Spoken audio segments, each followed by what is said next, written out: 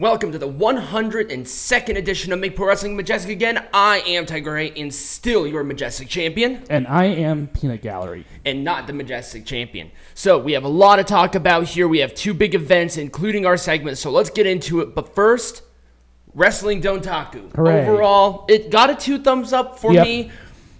There were just some things that I thought could have been done better, maybe. Yeah. So, our first match on the main show. So there were 3 matches before this, but since they were pre-show, we don't count them. We have the United Empire, Aaron Henare and Catch 2-2 taking on Shota Umino, Kushida, and Kevin Knight. It was a fine match to get started on it. The big push here was the tag team title rivalry between Catch 2-2 and then the Jet Setters. Yep. Because the Jet Setters beat Catch 2-2. So that was really the big focus of this rivalry. What were your thoughts about it? It was just a match. It was there. It was there.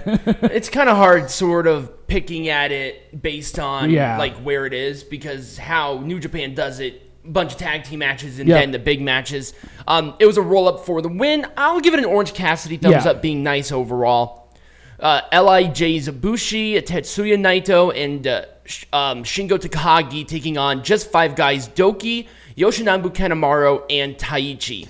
And again, this is just a part of that whole overarching rivalry between LIJ and Just Five Guys. Because one of the big detractors from LIJ is now the heavyweight champion and with Just Five Guys.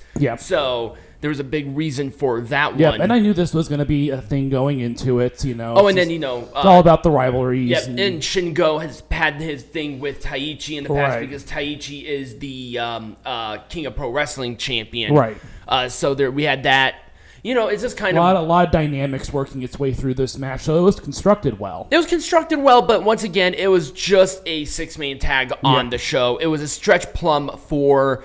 LIJ to win. No, Just Five Guys won this one. It was stretch plum for them to win. So, Just Five Guys picking up a W against LIJ. Again, our first match, originally this was not going to be for the strong openweight champion, but they changed it. So, it was Kenta defending against Hikuleo. It was a fun match overall. Solid Orange Cassidy thumbs up. I wanted it to be more. That's kind of what my takeaway was it left me wanting more, and I believe Hikuleo won this match. Hikuleo won with a chokeslam. So he is now the strong openweight champion, which is a great place for him because there are rumors going around about Tama, Tongaloa, Hikuleo, like their contracts might. Well, I know that is it Tongaloa's contract or is it Tama Tonga's contract? Tonga's contract is getting close on being up. He's actually not working under a contract at all at the moment, and WWE is still very interested in pursuing him. I wonder if WWE does manage to get him. They're moving Hikuleo over to Strong because they do a lot of shows in the United States. That's just a theory that I have. And you never know what's going to happen here. I do know that Kenta was, I think he's going to be out with some injuries. And I know that Kenta is based in the United States still, so that makes sense for him to be with more American-style promotions. Exactly. So, it was chokeslam for Hikuleo to win the belt. Overall, I still liked it. Like I said, solid Orange Cassidy. Nothing more than that, though, unfortunately. Zack Sabre Jr. and Jeff Cobb for the NJPW World Television Champion. This gets a full thumbs up. This was a great match. It was a pretty damn good match. It was a 15-minute time limit draw and that's the only thing that, again, it's just one of those. What I actually liked this ending because you could tell that both of them very competitive. Both of them have that amateur background that a lot of them crave, and them doing this 15-minute is really going to extend this rivalry for the future. And this is the kind of match that gets the television champion into prominence. Put more of these credibility. That people are so desperate on winning the matches for this television champion that they're literally going to go to a time limit draw. So it looked really good for not only both guys, but for the title itself. Absolutely. And this is how you do a time limit draw that makes sense in the context of booking, is you don't want to beat these guys, but you want to start this rivalry, and it was a great way to start the rivalry. So I was stoked about this. So full thumbs up. We really wouldn't have done anything different based on possibly what we're going to be seeing in the future regarding these two.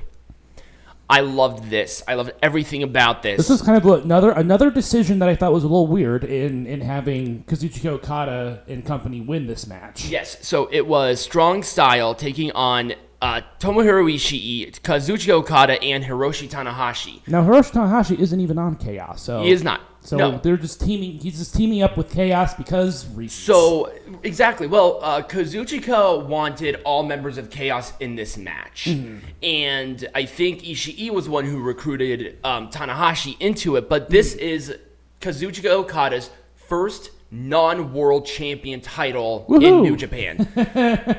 Well, Okada, he doesn't really need to be in the main event picture as of right now. No. They really want to look to something else, and I think Okada is going to take some time away too, just because, he's a dad, family, all that fun stuff.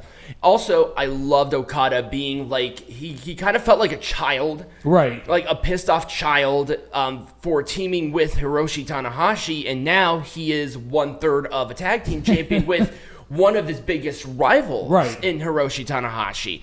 But this match was a good match, though. It was constructed well, and even the dynamics around the challengers really played a great role within this match, too. So, I think it was still too early to get Strong Style away from the six-man tags. That was my only gripe, was that I think that, they needed more time to establish that team. Right. Well, they didn't want Okada to lose his first championship aspiration, tag team aspiration out of the gate. That probably wouldn't have looked good. So they kind of put themselves into a little bit of a bind. Right. But I think it's going to work. I have faith that they're going to do something where Okada might finally turn and become a heel, because they're already teasing it. Might as well have him screw his partners out of the title.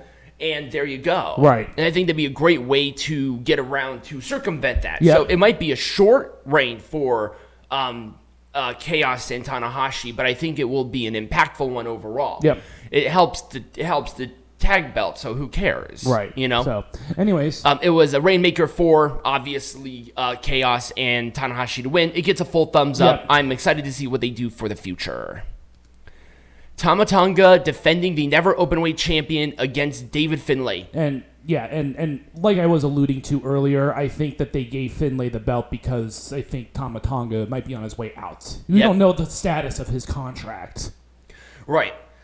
It was a good match. Thank God Finlay won. Yes. He needed to win this match. Well, if he wants to establish himself as the leader of Bullet Club, then he has to win that match. He has to win the gold. He needs to be taken seriously, and I think it would have been way too early for him to win the heavyweight champion based on his past title reigns. I think he only won the heavyweight tag team champion, Juice Robinson, a couple of times. So putting the never openweight champion on somebody who's trying to revamp the Bullet Club was a smart idea overall. It was a brainbuster on his knee for David Finlay to win. It was a brutal. It was almost one-sided. Yeah. It was very good, though. It really put over Finlay very strong. Yeah. And El Phantasmo attacks him after a very rare post-match attack. Yep. And Phantasmo looking like a babyface. People lost their minds. Yeah. Good crowd overall, though. Yeah, it was. But yeah, David Finlay's the new champ. It looks like he and Phantasmo are going to be going into a rivalry. Which is good for me. Yep, I'm happy about that. And it's for the never openweight champion, which needs a little bit of help. Yep. And finally, our main event for the IWGP World Heavyweight Champion, SANADA defending against the Junior Heavyweight Champion, Hiromu Takahashi. It gets 2 thumbs up. I really like this match. They gave this match a lot of good time. They did. But it didn't overstay its welcome. And that's what I really liked about it, is that it did not they did not do the 60-minute match for the sake of doing it. Yeah. They made sure it made sense.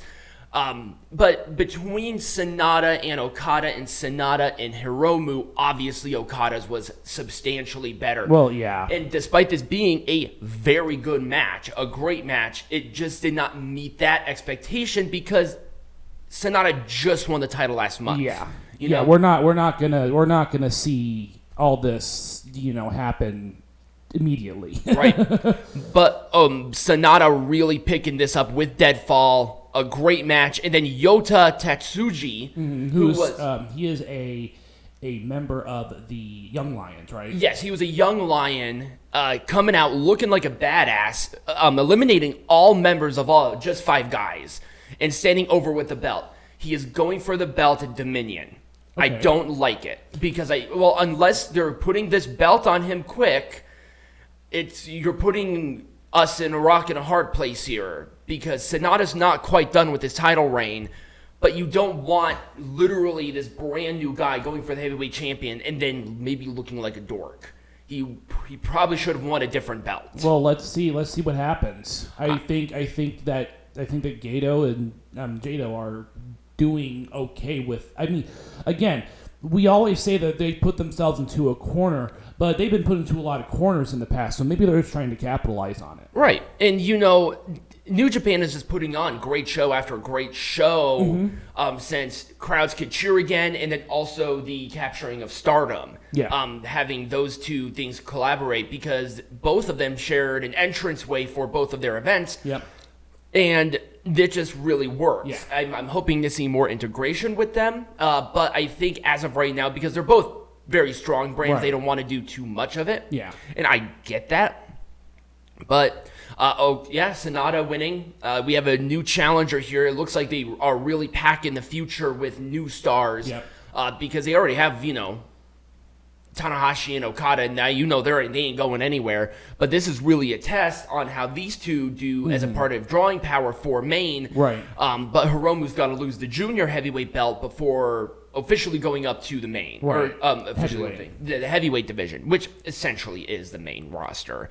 Well, take of it what you will. Now, did Yota join LIJ? Because he did the LIJ. He did the LIJ taunt. I don't know. He did the LIJ taunt, but he wasn't. I haven't looked. He wasn't with them, so I don't know. But I saw that, and people did lose their minds. Like, it was definitely a big choice of having this new guy go up here. It's a gamble. Yeah. But let's see what they do with it. So that's really about it for Wrestling Dontaku. Our next event for New Japan is going to be Dominion, because Dominion is June 5th. Yeah, something like that. So we're going to be covering that, definitely. There are already 4 title matches announced, so might as well cover it, right? Right. So when we come back, Peanut Gallery. What are we talking about? Well, we're going to talk about AEW's 60,000 seats supposed sellout of Wembley. So let's take a look. All right. We'll be back.